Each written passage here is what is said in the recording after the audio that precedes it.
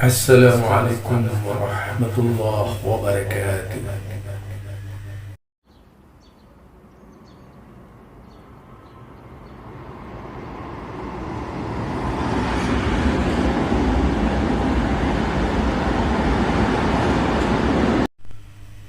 Kembali bersama Zulkarnain Al-Maduri. Alhamdulillah, pantas dan patut kita bersyukur kepada Allah Subhanahu wa Ta'ala dengan segala nikmatnya yang Allah karuniakan kepada kita, sehingga kita tetap berada di jalan Islam dan jalan sunnah Rasulullah Sallallahu Alaihi Wasallam. Dan tentu kita selalu berharap dan berdoa agar kita tetap berada di atas istiqomah untuk mengikuti jejak baginda Nabi kita Muhammad Sallallahu Alaihi Wasallam. Kali ini yang akan kita bahas, ada seorang ulama yang usil. Saya beri nama dia Ar-Ruwaibidah. Kenapa saya namakan Ar-Ruwaibidah? Karena orang ini sok tahu gitu. Padahal tak pernah tahu, apalagi cuma membaca dari buku sejarah palsu. Buku sejarah Kiai Haji Ahmad Dahlan yang palsu dan dibuat dengan sengaja oleh orang-orang yang tidak bertanggung jawab untuk membawa pemahaman Muhammadiyah kepada pemahaman mereka dengan cara paksa. Karena Muhammadiyah ini besar di atas kalangan intelektual yang memiliki pendidikan luar biasa.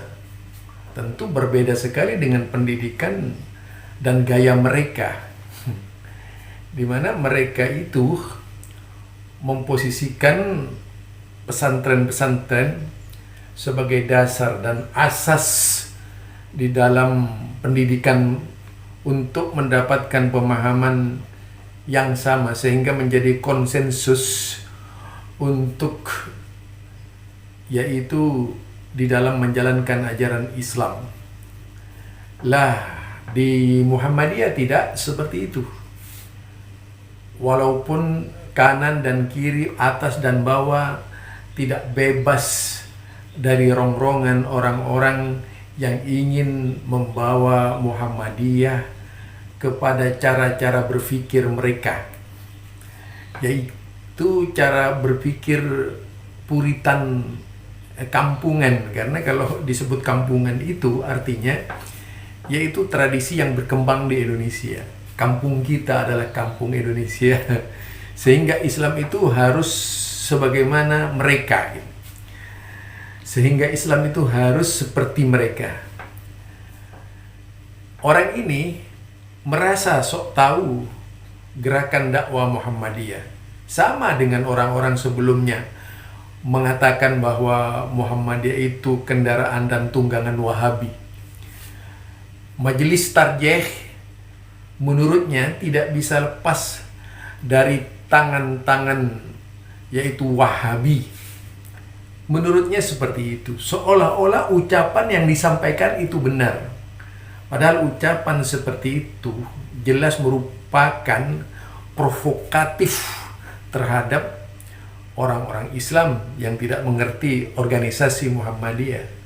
Juga termasuk pemalsuan sejarah Kiai Haji Ahmad Dahlan.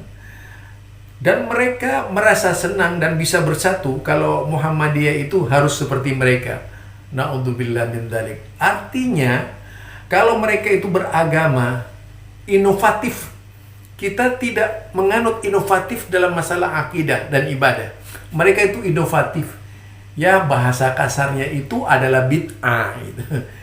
Nah, Muhammadiyah bukan ibtida, bukan mubtadi, bukan ibtada'a fil Islam, tetapi sebagai seorang hamba-hamba Allah yang ingin berpegang teguh kepada sunnah-sunnah Nabi. Muhammadiyah punya otak untuk berpikir, mana yang sunnah dan mana yang bukan sunnah. Di Muhammadiyah tidak menyukai cara-cara yang inovatif dalam hal akidah dan ibadah. Karena memang Muhammadiyah mencari yang terdekat dan terbenar di sisi Allah Subhanahu wa Ta'ala. Tentunya dengan berbagai macam usaha yang dilakukannya. Demikian juga sejarah Muhammadiyah itu bukan tanpa ujian, sudah diuji sejak Kiai Haji Ahmad Dahlan ketika membawa panji-panji anti TBC. Berapa banyak orang-orang yang mengkafirkan Kiai Haji Ahmad Dahlan. Kalau tidak tahu kehidupannya Kiai Haji Ahmad Dahlan dengan Kiai Haji Hasyim Asy'ari, sebaiknya diam. Kalau diam dan kalau membaca sejarahnya secara benar, nggak apa-apa. Ini masalahnya sejarahnya keluar dari sejarah yang sebenarnya. Saya juga sangat dekat dengan keluarga Kiai Haji Ahmad Dahlan. Saya banyak berbicara dengan keluarga Kiai Haji Ahmad Dahlan. Di antaranya adalah yaitu Ustadz Haris Darmawan. Juga adalah seorang ibu yang banyak berkecimpung di dalam dunia bisnis di Thailand.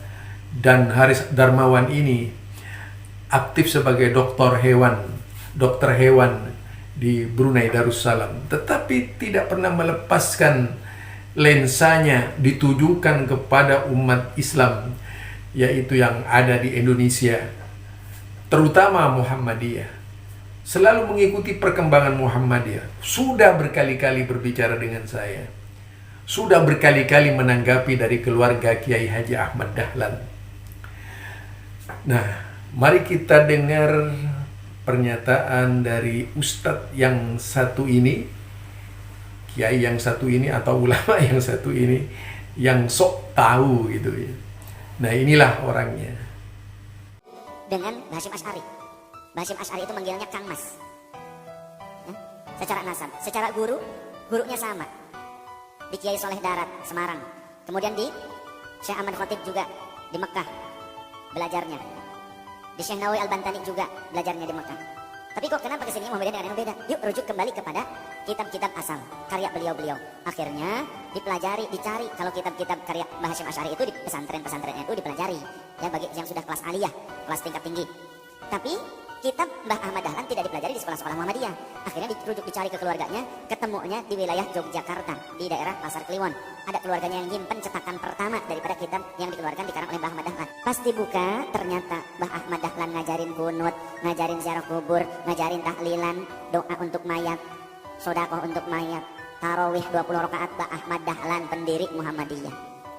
Orang yang benar-benar ingin merawat, ingin menjaga ya Muhammadiyahnya Mbah Ahmad Dahlan, yang didirikan Mbah Ahmad Dahlan, mereka akhirnya kembali, rujuk kembali kepada ajaran Mbah Ahmad Dahlan. Maka mereka mau ziarah dan sebagainya. Tapi orang-orang Wahabi yang masuk di dalam tubuh Muhammadiyah, mereka menyatakan ini organisasi Muhammadiyah, bukan Dahlaniyah. Jadi Muhammadiyah berubah ini pada saat kapan? Pada saat kepemimpinan yang ketiga, ketika dibentuk Majelis Tarjih. Majelis Tarjih ini bentukan siapa? Anak-anak muda lulusan Timur Tengah yang sudah digodok dari Wahabi. Jadi Wahabi datang ke Indonesia, masuk. Di NU nggak bisa, mereka mental, masuknya di Muhammadiyah. Karena diterima apa aja terus, campur masa bodoh begitu. Akhirnya seperti itu. Tapi alhamdulillah sekarang Muhammadiyah mau belajar sama NU. Ya?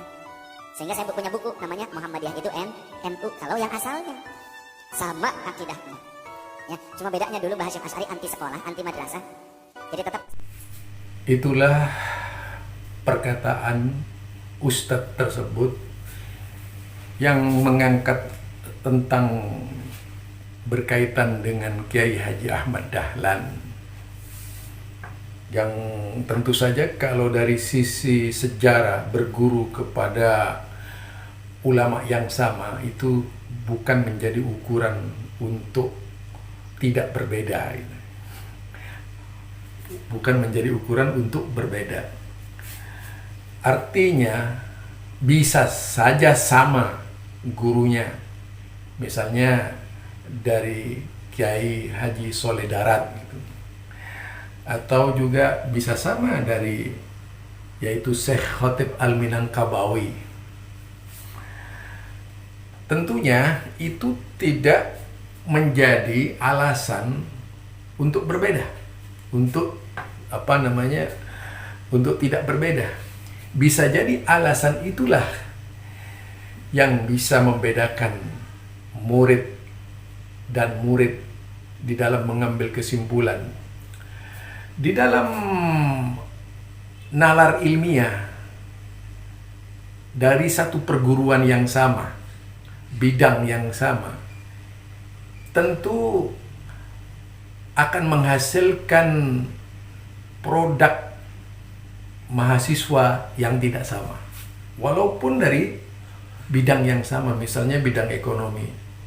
Maka setiap mahasiswa yang menulis berkaitan dengan ekonomi itu pasti berbeda-beda cara pandangnya dan tidak harus sama. Demikian juga sejak kita dididik di sekolah SD, SMP, SMA, itu seluruhnya tidak bisa dilepaskan dari perbedaan. Di dalam memandang guru saja bisa berbeda itu. Menurut si A, guru itu bisa baik gitu. Menurut si B, guru itu bisa jelek.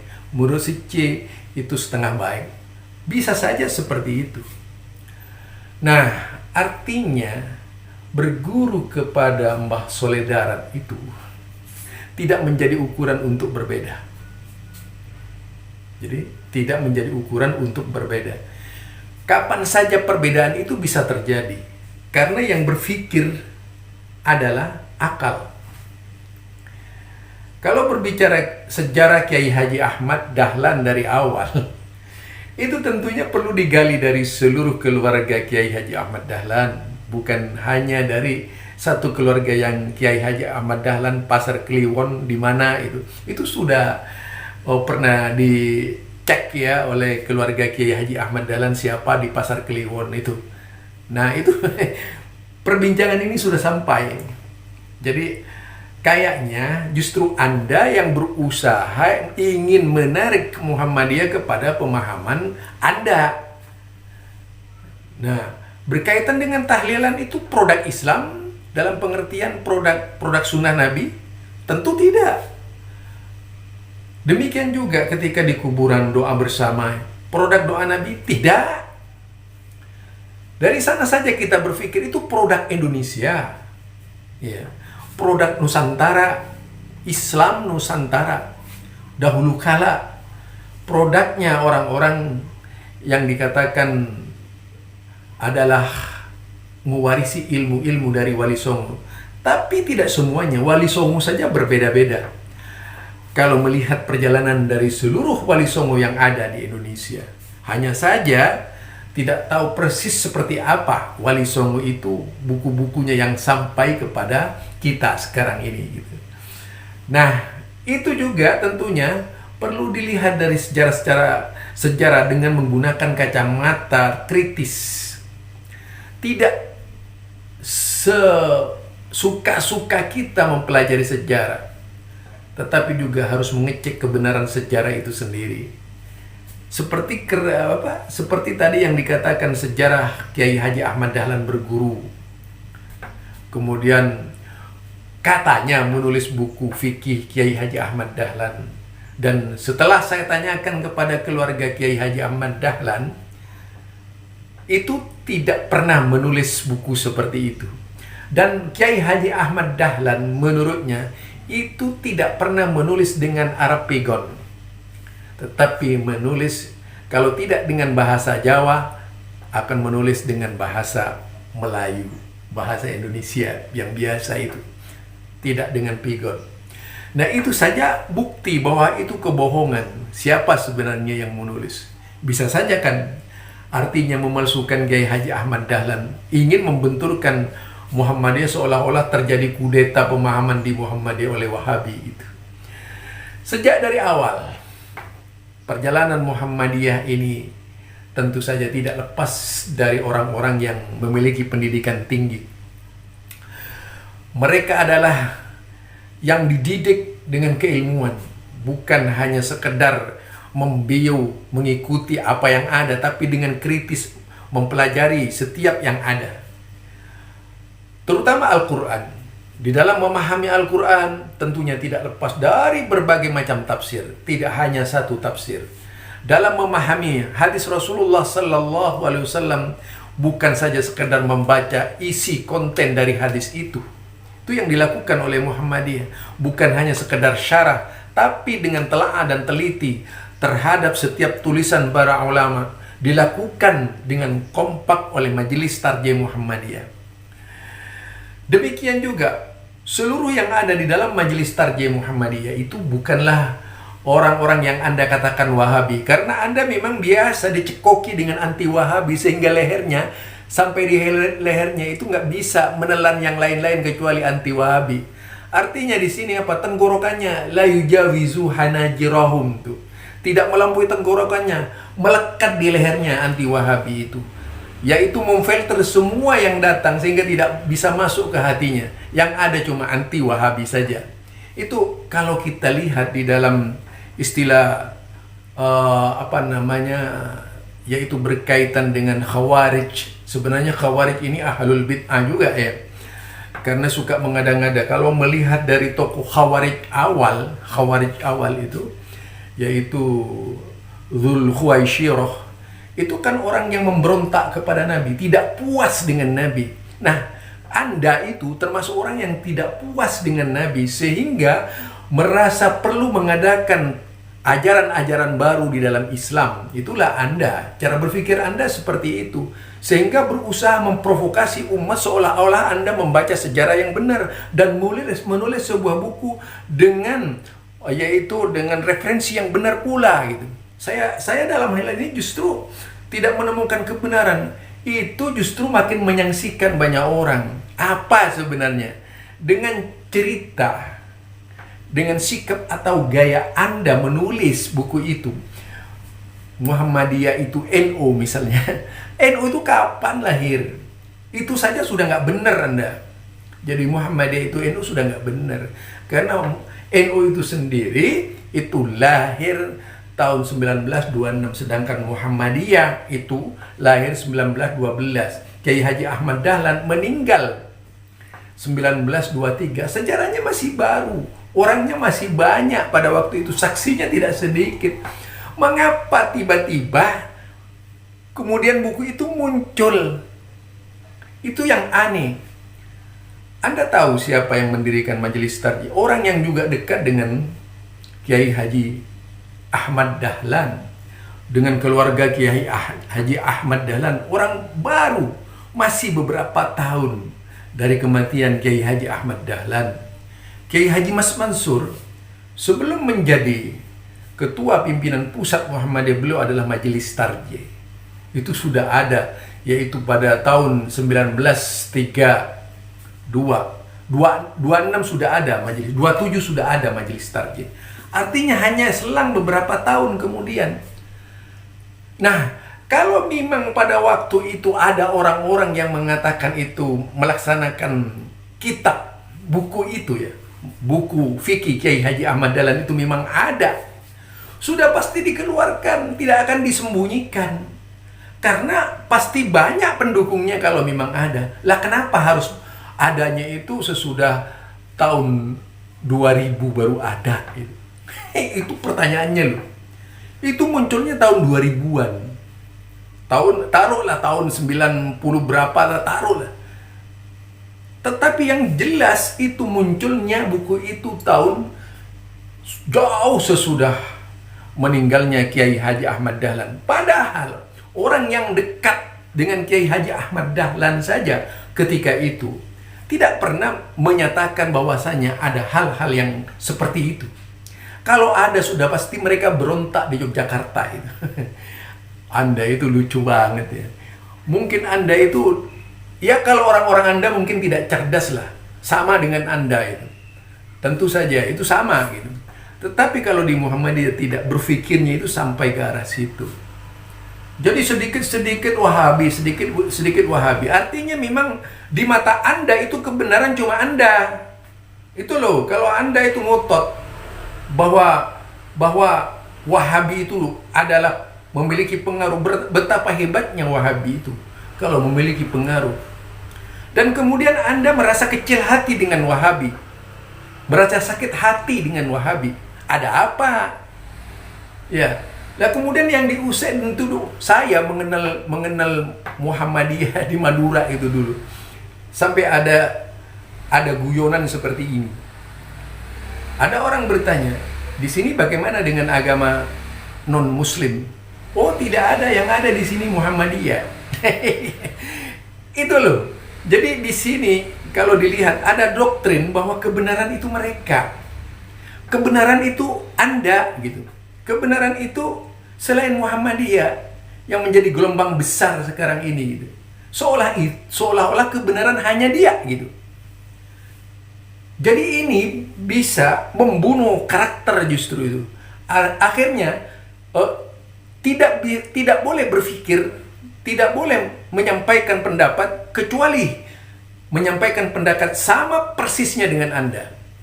Dan tidak boleh bersuara. Tidak boleh mengadakan kajian. Harus mengikuti cara berpikir Anda. Ini yang sebenarnya menyumbat pemikiran Islam. Agar Islam tetap label seperti yang Anda pahami. Ini kalau kita ingin berbicara berkaitan dengan Kiai Haji Ahmad Dahlan. Jadi buku itu sudah dibicarakan, diangkat. Nah, mungkin itu yang seharusnya Anda pikirkan. Yang seharusnya Anda telaah. Yang seharusnya Anda teliti lebih jauh. Bukan karena membawa kebencian. Saya mengenal Budiah, sudah berbicara dengan Budiah. Cicit Kiai Haji Ahmad Dahlan, saya mengenal yaitu Ustadz Haris Dermawan, cicit Kiai Haji Ahmad Dahlan juga. Jadi kedua-duanya justru mendustakan kalau Kiai Haji Ahmad Dahlan punya buku itu. Nah, cobalah pakai akal sehat. Itu Majelis Tarjih lahirnya 27. Tidak terlalu jauh dari Kiai Haji Ahmad Dahlan. Kalau memang sebelum istilahnya menurut Anda itu Wahabi masuk, sudah pasti semua melaksanakan itu. Karena Muhammadiyah pada saat itu sudah berkembang kemana-mana, termasuk sampai ke Banyuwangi. Sudah ada itu Muhammadiyah ketika itu. Tetapi mengapa demikian banyaknya Muhammadiyah ketika itu tidak memberontak dan mengatakan Anda merubah-rubah warisan Muhammadiyah? Bukankah banyak ketika itu? Apakah semua terpengaruh Wahabi? Na'udzubillah, naif cara berpikir Anda itu. Tak ilmiah sama sekali. Menunjukkan bahwa Anda tidak banyak tahu tentang referensi kemuhammadiyahan. Seharusnya membaca dengan terbuka. Bagaimana hubungan Kiai Haji Ahmad Dahlan dengan Kiai Haji Hasyim Asy'ari gitu. Nah, itu juga harus dipelajari dengan baik-baik dong hubungannya. Jadi biar tahu lah apa sebenarnya yang terjadi itu antara Kiai Haji Ahmad Dahlan dan Kiai Haji Hasyim Asy'ari. Mungkin Anda tidak sampai ke sana. Nah, karena itulah perlu Anda itu berbicara menggunakan referensi, bukan dengan hanya sekedar referensi yang tak bisa dipertanggungjawabkan secara ilmiah. Karena memang di Muhammadiyah itu adalah majelis, namanya saja syarikat, dari awal menggunakan nama syarikat. Itu Anda harus paham. Nah, sesuatu yang sifatnya syarikat itu milik bersama, bukan ketokohan seseorang yang dijadikan landasan organisasi. Salah Anda itu. Segala rembuk, segala musyawarah, segala ketentuan majelis itu ditempuh dengan cara serikat atau dengan cara jemaah, konsensus bersama, bukan perorangan-perorangan. Itu sejak dahulu. Jadi Anda harusnya pelajari itu, bukan hanya kuar-kuar tahu tentang Muhammadiyah, menulis buku Muhammadiyah dan sebagainya. Padahal buku itu adalah pemalsuan sejarah Muhammadiyah gitu. Jadi itu saya katakan, kalau tidak Anda mengatakan pemalsuan sejarah Muhammadiyah, itu merubah sejarah Muhammadiyah. Coba cari, mengapa tidak ada pemberontakan ketika itu? Dari sekian banyak orang, apa langsung tunduk kepada Wahabi yang seorang yang muda-muda itu? Na'udzubillah min dzalik. Primitif banget cara berpikir Anda itu. Perlu sekolah lagi menurut saya. Ini barangkali dari saya. Mudah-mudahan Allah Subhanahu wa taala memberikan bimbingan dan petunjuk kepada Anda supaya Anda itu menjadi seorang penulis yang benar-benar di dalam menulis sejarah, bukan karena dendam dan sakit hati. Okay?